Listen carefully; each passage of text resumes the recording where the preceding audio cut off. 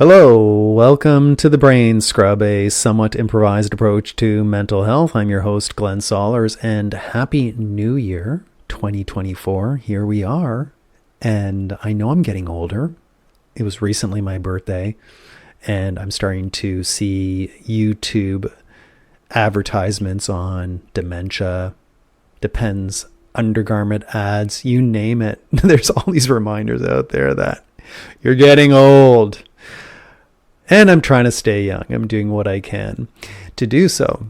Last number of years have been very exciting, but also rewarding in respect to learning and development and sharing my musings and what I've done differently in respect to mental health. And I'm definitely noticing many payoffs in that respect. And so happy that I have an opportunity to share it with all of you, my listeners.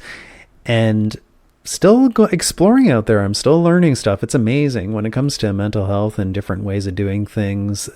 There's stuff that still blows me away and that I'm still researching. So my podcast is nowhere near ending. And in fact, I might make some changes in 2024 with the podcast in respect to some content and also how I facilitate the podcast.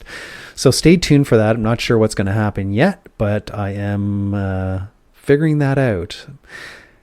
I need to start off by saying what a fantastic holiday I had during Christmas. If you celebrate Christmas, it was nice. I had family around. It was a rare time where we're actually in town and not somewhere else. Nice setting up the Christmas tree, having Christmas decorations, a party, being with friends and family. It was just lovely. And then after that, we went skiing. Sadly, the slopes here in British Columbia were not gifted with tons of snow. However, nonetheless, it was a blast. We had fun, did some backcountry skiing, and we're with friends and family as we're doing this as well. And back to work, and this week at work's been quite hectic, and that's great. And this was a week for me where things came together. It was almost like a gift of all these loose ends that have resolved themselves partially due to my effort, but also due to the fact that, I don't know, maybe, and I'm doing some research because I'm not very spiritual, maybe there is some sort of God out there that's saying, Glenn, it's about time, we're on your side. And my buddy and I were talking about this about a week ago when we were going for a walk around the importance of having a balance in your life, like a balance of friends, family, love, community, education, continuous learning, finance, all these different things. And what's missing for me and this friend I was chatting with was the whole spiritual side of things. So I'm kind of exploring that and reading a book about God. And I'm not talking about a religious type of God, although that's a type of God out there. There's many types of gods out there. But what does it mean to be spiritual? I'm on a discovery on that side of things because I sometimes feel like I do life alone, and I don't have to do life alone.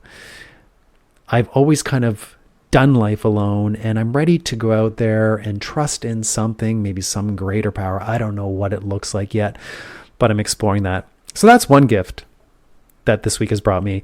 And there's other gifts, like I had my laptop stolen back in September, and finally we get a call from the hotel, and they have taken full responsibility for the theft.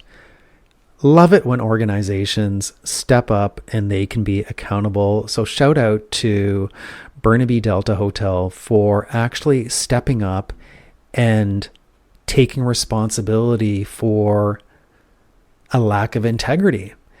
Also, another organization that did the same thing for me finally this week was Backcountry Recreation in Delta, British Columbia. Shout out to the owner there who finally called me back to resolve an issue that I had with my cold plunge in terms of a manufacturer defect, and he made it right, which was great.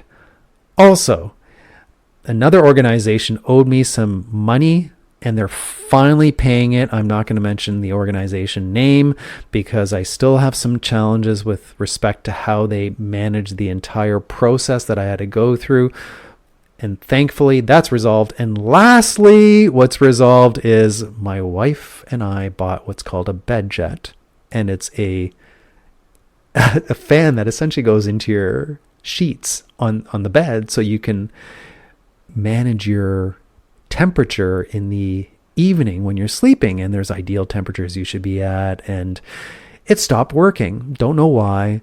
And I was frustrated with that. We're considering returning the BedJet, and that's being resolved as well. They're sending a new one. However, it's going to take about 11 days for it to arrive. Nonetheless, my plate is clear, and I'm ready to get into 2024 and give it my best. And this is so important because of a number of factors. One, I just found out that somebody I used to be good friends with, and he's still an acquaintance of mine, recently had a heart attack. He survived. He's younger than me, but it's a message that I need to stay healthy. You never know when life is going to end. And I'm at that age now where I'm experiencing more of that, where people are starting to die, sadly. And I'm hoping I live a long, long life. And I think most of us, and if you look at all the marketing out there and everything that's going on, the different documentaries on different channels, like the one I watched recently, You Are What You Eat, there's so many mixed messages out there. But generally speaking, when it comes to what we're inundated with, especially when you hit the age of 40, 50, 60, is stay healthy, because you can start seeing, wow, my life may end soon, but I want it to end later so I can enjoy the life to my maximum. And wow, I just want to enjoy everything because I'm in such an ideal place in my life, and I don't want it to end. I want to continue. I want to experience things. I want to see the world. I want to explore. I want to be with my friends and all these different things. So health matters. No wonder the Huberman podcast is one of the most popular ones in Canada. And in fact, Andrew Huberman is essentially shifting how people think, and also shifting economies in respect to health and the things people sell. Of course, cold plunge is big thing now. And I was talking to the owner of this place, Backcountry Recreation, and he was saying things are booming right now. So shout out to Andrew Huberman, who has definitely made a difference for many of us. And I know a number of people who follow his podcast, and I find it very fascinating because it's all science-based, which is great. Now, why am I saying all this? Because I had a realization this week, and that is there are times where I'm looking at my life now at the age of 54, and I'm looking forward to retirement, which I would have never thought of if we didn't live here where I do, because around us, we are surrounded with people that are gifted with knowledge, friendship, wealth, whatever. And there are many self-made people here where I live. And it's kind of like FOMO, fear of missing out, because many of them are retired. One person who was on my podcast is younger than me, retired. Other people are still kind of working and semi-retired. But now that I'm in this position, and I would have never thought of this living in North Vancouver, because I had just done the daily grind. Here's what I do. This is like it's a means to an end, and I just need to work. And now I'm thinking about retirement. And it got me to a point, and I was telling my wife about this, that I don't want to live like that. Not that I don't want to be retired, but I don't want to live worrying about retirement and worrying about how much money we have in the bank. Can we afford to stop working? Things are going well in my life, and I want to enjoy every moment of it. I don't want to wait until 60 to say, you know what, we need to save and save and save, and then when we're 60 we can retire. I don't know if that's going to happen or not going to happen. I want to enjoy everything I'm doing, which leads me to the fact that I do enjoy my work, but I'm so focused on the end that I'm losing sight of the journey in my work. And it was causing stress for me, because I'm all about, I better get this amount of money in the bank so we can do what we want to do. But why not continue to contribute, as I'm doing, to my retirement and choose to enjoy my work at the same time? Because my work is fascinating. I'm out there empowering people to live better lives and to be their best selves. And what a gift that is. And I think about people out there that have this gift that continue to give. Actors are well known for this. Politicians are well known for this. They work well beyond the standard retirement age. In fact, I was talking to one of my colleagues who is from an Asian country, and she said in her country, they don't even talk about retirement because you do retire, I guess, eventually, but they don't call it that. You're always working, you're always doing something, you're always with your family. She told me that retirement is more of a North American concept, which I've seen go the wrong way as well, because some people wait until they're retired to live their life, and then when they retire, they die. That's sad. So why not just have an attitude of, I love my work, I'm doing the right work, it will end when it ends, but I want to commit myself to that so I can be more present in the moment versus thinking about the future and what is life going to look like.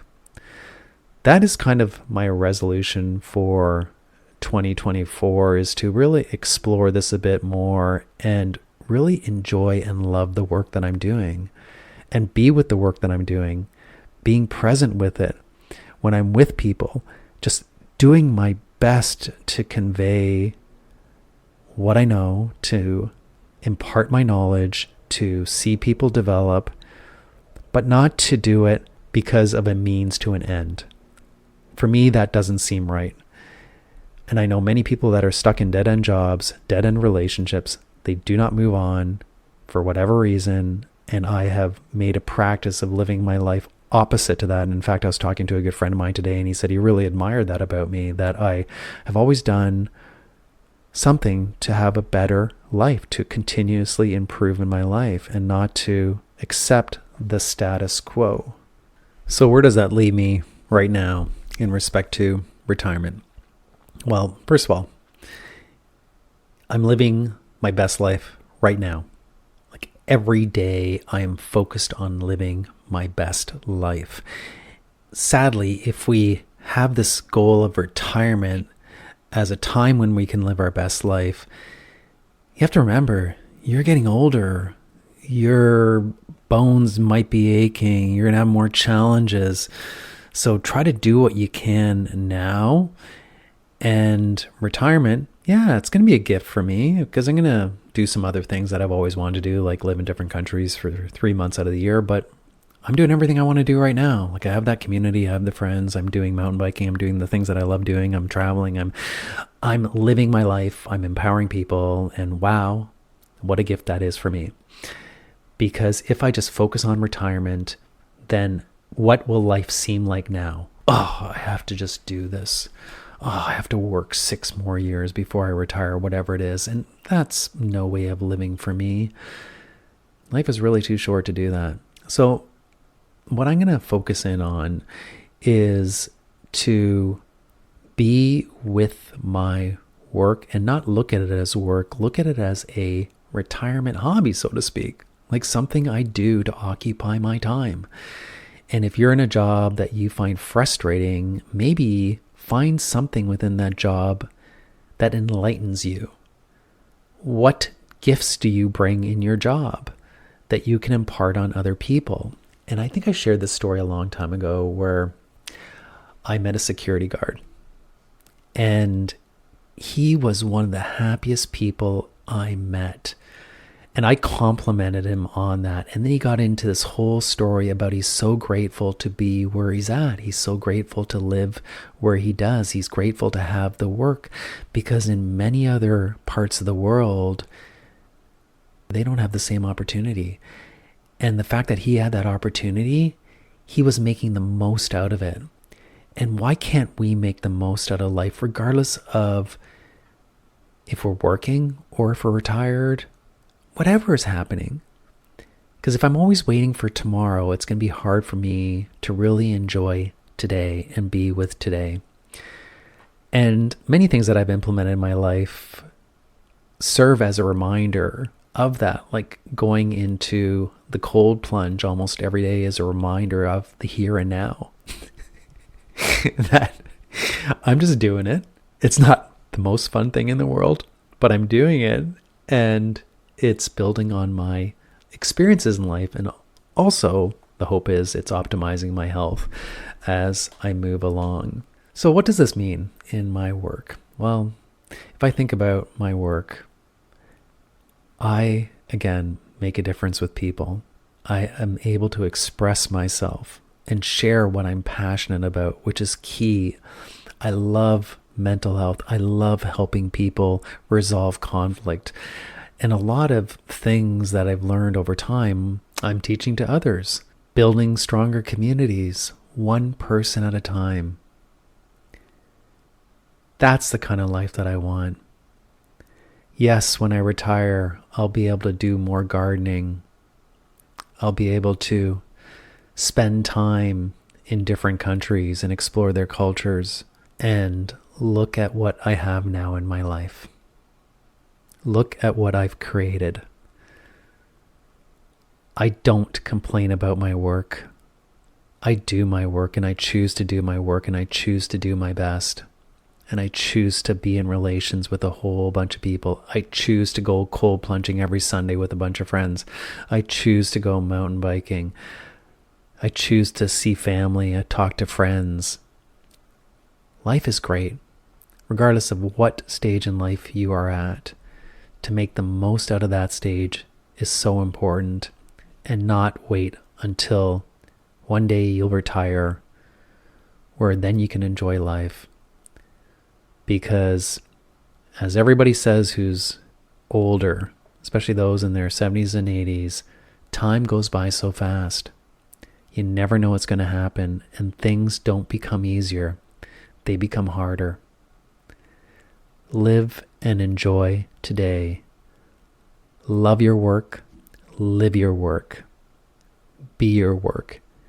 And be that person that will make a difference in the world that we live in. Thanks for listening.